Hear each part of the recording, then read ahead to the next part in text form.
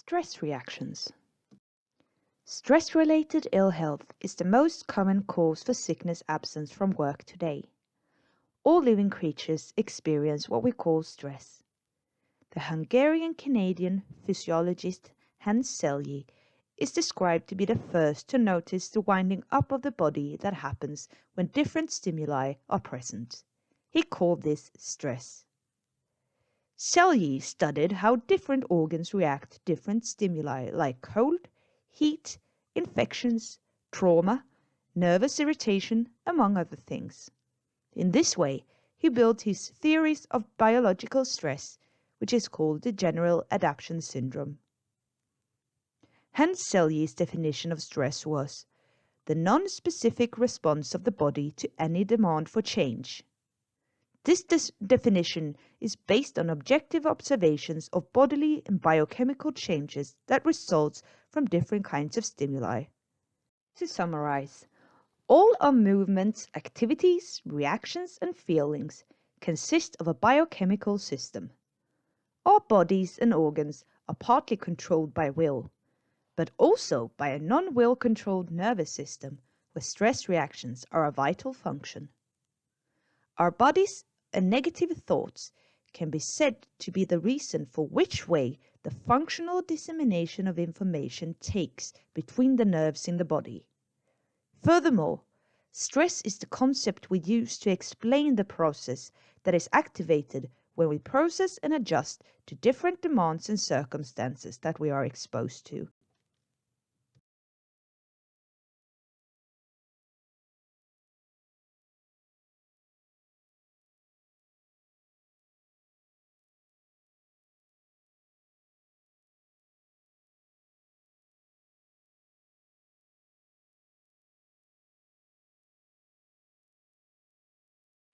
Stressors is a term for triggers that cause a stress reaction. Innate and learned reflexes to different stressors start the secretion of neurotransmitters. Stressors are triggered by physical reactions automatically before we even may consciously register and react to what has happened. Experiencing that the individual is subjected to an unpleasant, exposed, and demanding situation, the body prepares to fight, flight, or freeze. That is not to be discovered or to play dead, in order to survive. The reactions to different stresses is followed by the experience of different emotions that makes the individual want to fix in order to regain homeostasis. Examples of feelings caused by stresses are pain, horror, hunger, fright, anger, but also expressions of joy, infatuation, desire, well-being, and saturation.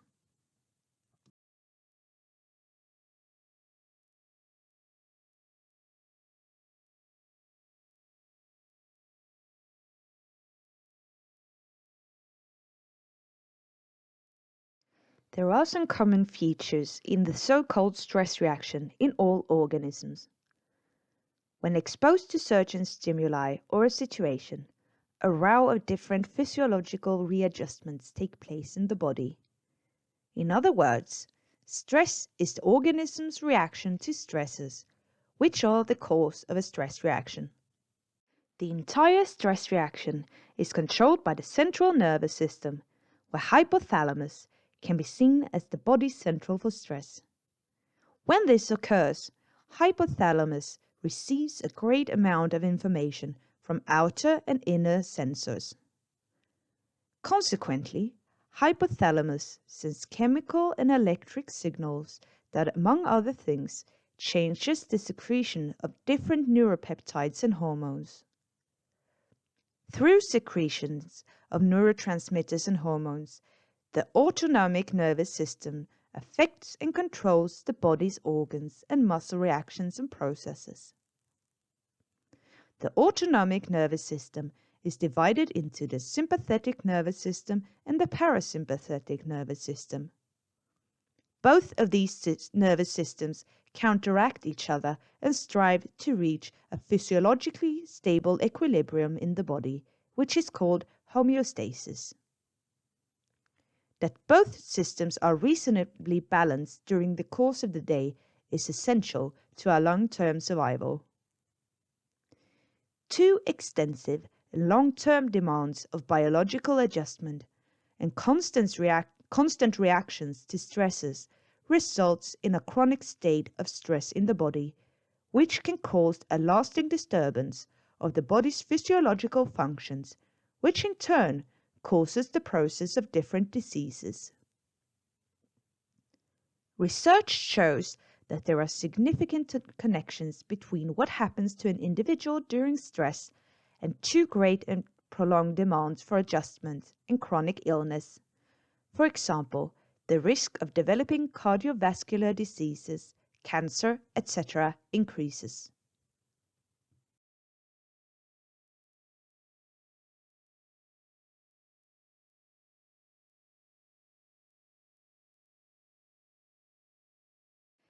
There are above all two biological effects that can be caused by long-term stress. The first is that long-term stress can cause disturbances in the secretion of neurotransmitters like cortisol and thyroid hormones. This may cause a disturbed balance in the body's regulatory system and in the metabolism and energy mobilization. In other words, between anabolism, which is the constructive process of the metabolism where cells convert simple substances through combining several smaller molecules into more complex compounds to construct larger molecules like amino acids and proteins. Catabolism is the destructive part of the body's metabolism, where molecules are broken down to extract energy and material for other processes.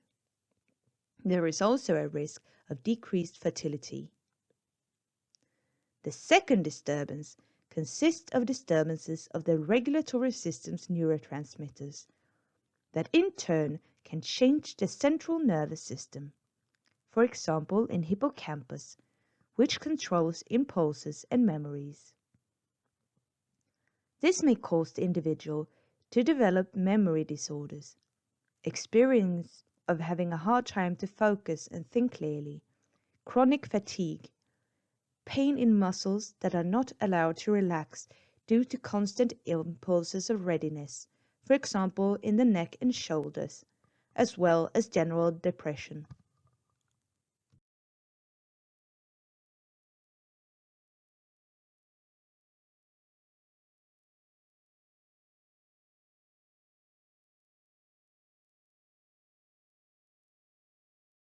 Aside from the serious risks of consequences in the regulatory system's neurotransmitters and in the brain, what happens if we do not use physical activity to regain equilibrium, homeostasis that is, in the body? Well, it results in the following. Increased glucose, a concentration of sugar in the blood. Increased concentration of fatty acids in the blood. Increased cardiac volume. Increased blood flow to skeletal muscles and decreased blood flow to inner organs and skin. Increased blood pressure. Increased wakefulness. This means that the increased concentration of energy in the blood through increased glucose and increased fatty acids is not needed by the skeletal muscles in order to fight or flight. Therefore, the high concentration of fat and sugar continues to circulate in the body for a long time before the body has been able to utilize them. If the individual is wound up again through a new stress reaction, the concentration of sugar and fat in the blood will increase further. This poses a risk to the walls of the blood vessels of becoming narrower due to buildup and increases the risk of something getting stuck through the increased levels of fat and glucose. There is an increased risk of plaque buildup in the walls of the blood vessels and in the circulatory organs. We run the risk of chronic high blood pressure due to the constant readiness through reactions and constant stresses. We will have a harder time sleeping through constant readiness and signals for increased wakefulness in order to cope with stresses. The recuperation of the body and its control to find abnormalities and repair damage is decreased. This can risk resulting in that the constant errors that can occur through cell divisions and mutations may pass. Therefore, a person exposed to increased stress runs the risk of developing diseases like cancer, cardiovascular diseases, and other chronic illness. Everyone has experienced what happens in the body in a stress reaction. For example, many of us have felt how the body reacts if someone suddenly jumps out from behind a door and yells "boo." The reaction in the body is instant. The heart is racing and releases neurotransmitters to the organs so they know what to do and to increase the supply of new oxygen and energy to muscles and joints. Some people will start running, others will hit the person jumping out, while yet others will be petrified. That the reactions comes fast is vital to us when we are exposed to immediate danger, for example, if we are about to get killed by wild animals or hit by a car. However, smaller events will also cause the nervous system to react and activate. Winding up from stress differs between individuals, events, the level of winding up, and different patterns in the winding up. There is a constant interplay in an individual between genes and the surrounding environments that sets the character and intensity of the stress reaction. Furthermore, the memory of stresses are stored in order to survive more easily and to be able to cope with future situations. The synapses of nerve fibers become faster and intrinsic reflexes after reoccurring stimuli of stresses.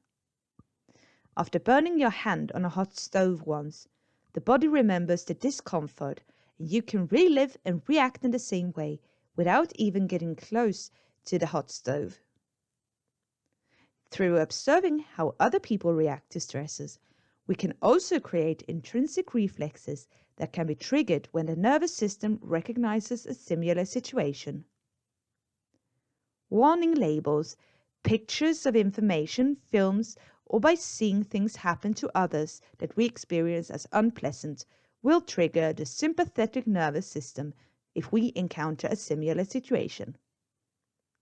The brain stores these memories of stresses based on the experienced severity of a life or health-threatening situation, as well as what your reaction should be like in order to ensure survival.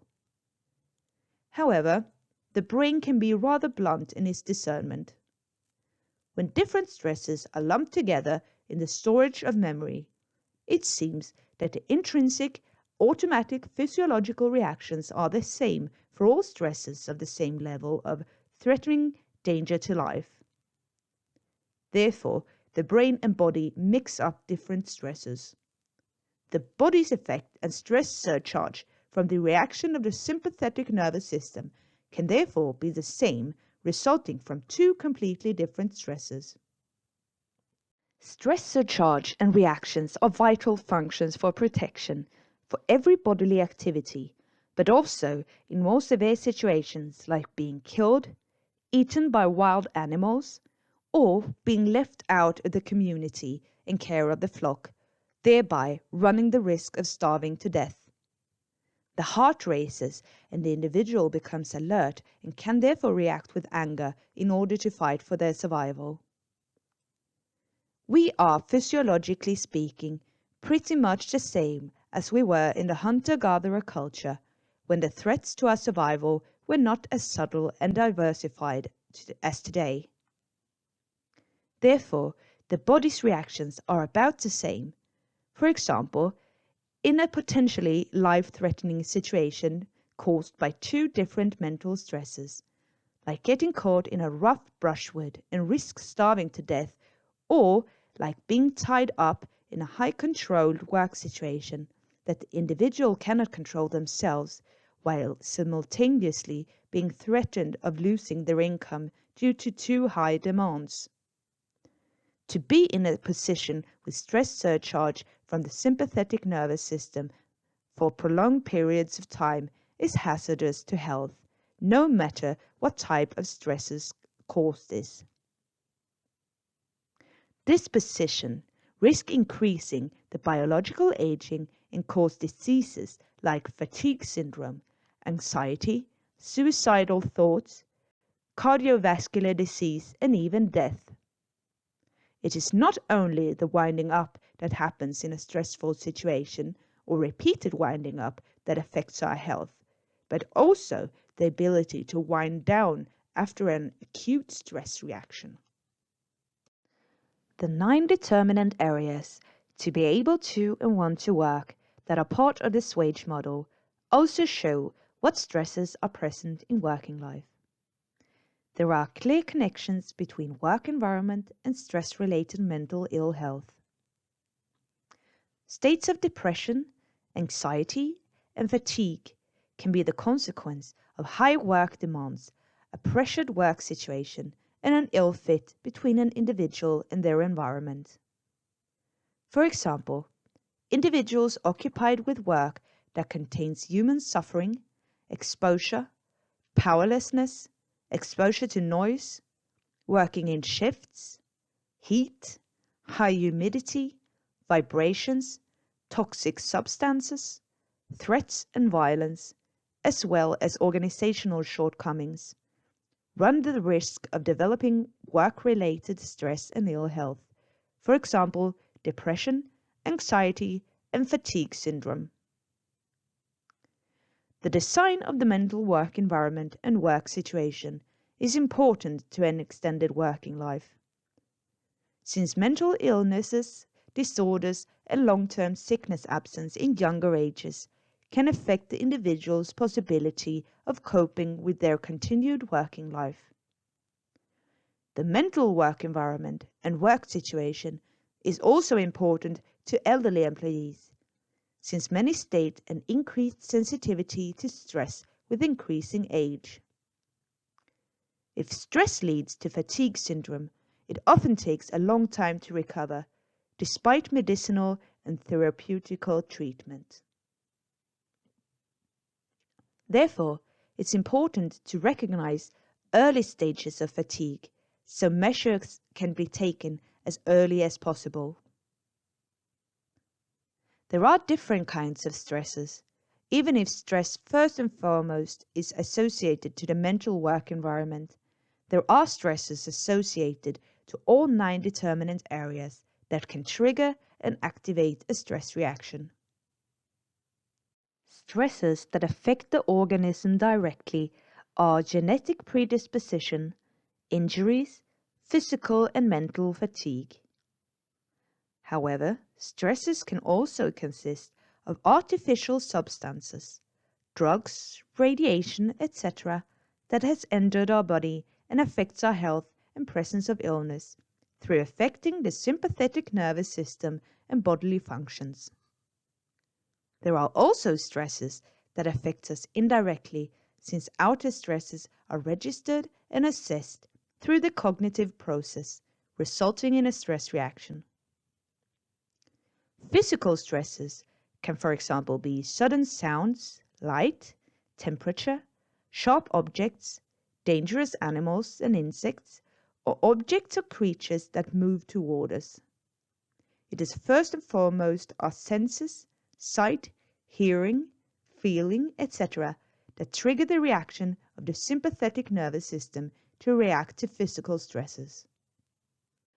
Mental stresses can, for example, be to be subjected to and living in fear, being subjected to threats and violence, and to risk being subjected to an accident or illness. A stress reaction can be activated indirectly through conflicts at work, by too much work that the individual cannot cope with or have the time to execute. Reactions are affected by the predictability of an event.